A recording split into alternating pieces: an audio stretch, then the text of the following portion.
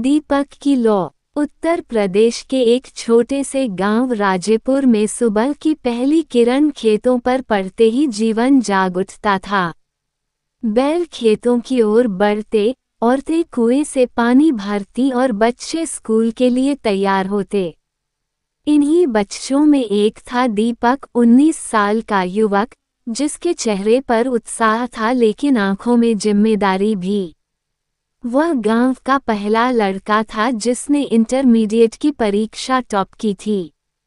लेकिन उसका सपना यहाँ नहीं रुकता था। वह बनना चाहता था आईएएस अधिकारी, ताकि अपने गांव को गरीबी, अशिक्षा और बेरोजगारी से बाहर निकाल सके। दीपक का परिवार गरीब था। उसके पिता एक छोटे किसान थे और मां घर में सिलाई करके कुछ पैसे कमा लेती थी। घर में बिजली अक्सर नहीं रहती थी, तो दीपक लालटेन की रोशनी में पढ़ता। स्कूल से लौटकर वह खेतों में काम करता, फिर अपने छोटे भाई बहनों को पढ़ाता और रात में खुद पढ़ाई करता। दोस्तों ने कई बार कहा, अरे यार, गांव से कोई अफसर बना है क्या कभी? छोड़ न ये सपने। लेकिन दीपक हर बार मुस्कराकर कहता, कोई बना नहीं, इसलिए मैं बनूंगा। गांव में पढ़ाई को अब भी ज्यादा महत्व नहीं दिया जाता था। कई लड़के 8वीं के बाद ही काम पर लग जाते और लड़कियों की जल्दी शादी कर दी जाती। दीपक के अपने ताऊ जी ने भी कहा, अरे बेटा, खेत संभालो, पढ़ लिख के क्या कर लोगे? पर दीपक का विश्वास अडिग था। उसने YouTube से फ्री लेक्चर देखे, पुरानी किताबें खरीदी और कभी हिम्मत नहीं हारी। 12वीं के बाद उसने स्कॉलरशिप के लिए परीक्षा दी और लखनऊ के एक सरकारी कॉलेज में दाखिला मिला। गांव से बाहर जाने का यह उसका पहला अनुभव था। शहर बड़ा था, तेज था और अनजाना था। कॉलेज में उसने देखा कि बाकी छात्रों के पास मोबाइल, लैपटॉप, गाइडेंस सब कुछ था। पर दीपक के पास सिर्फ एक पुराना मोबाइल और कुछ किताबें थीं। वो अकेला था, लेकिन आत्मबल उसका साथी था। उसने खुद से कहा, मुझे किसी से कम नहीं होना है, सिर्फ मेहनत करनी है। कॉलेज में दीपक ने पढ़ाई के साथ ट्यूशन देना शुरू किया, ताकि अपना खर्च निकाल सके।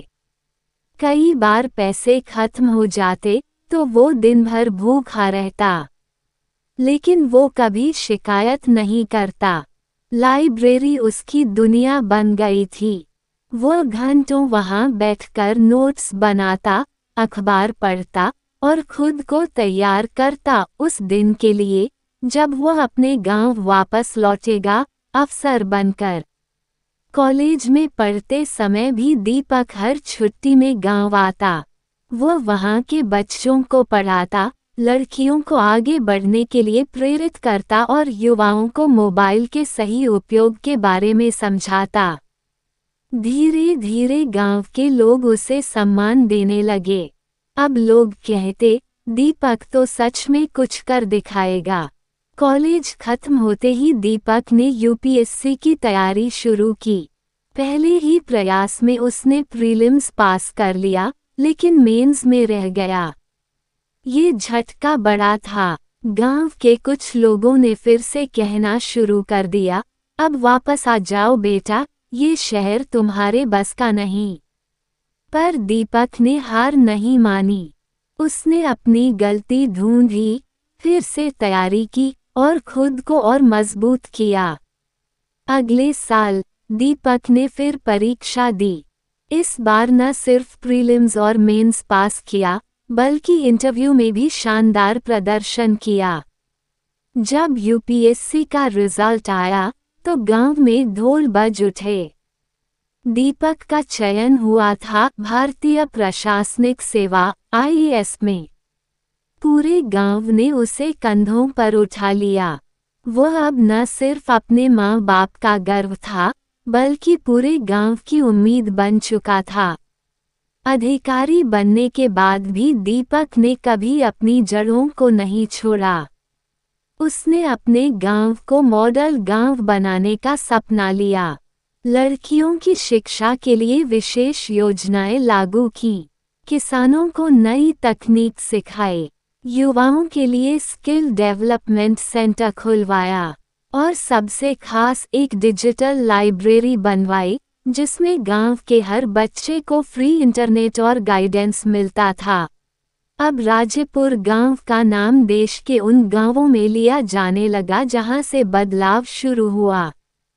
दीपक की कहानी आज हर गांव के युवा को एक संदेश देती है। अगर तुम खुद पर भरोसा रखते हो तो कोई भी सपना बड़ा नहीं होता।